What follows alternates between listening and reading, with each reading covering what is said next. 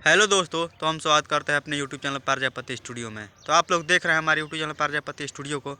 तो भाई लोग, पवन सिंह जी का एक ट्रेलर मूवी का ट्रेलर आया है जो कि देखने में बहुत ही अच्छा लग रहा है। पवन सिंह जी का जीवनी पर यह ट्रेलर रिलेटेड है। तो आप लोग अभी तक नहीं देखे हैं तो जाकर देखिए एक बार, जो कि गर्दा उड़ा दीजिए। और बहुत ही अच्छा लगा देखने में।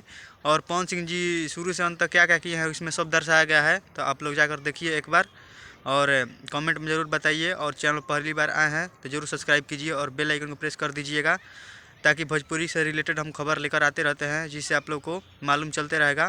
तो जाकर देखिए और गर्दा उड़ाइए।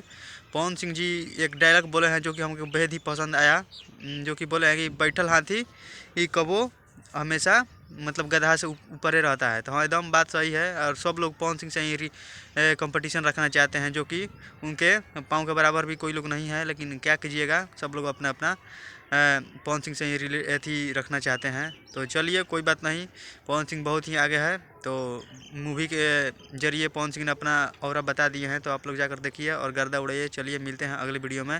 धन्यवाद।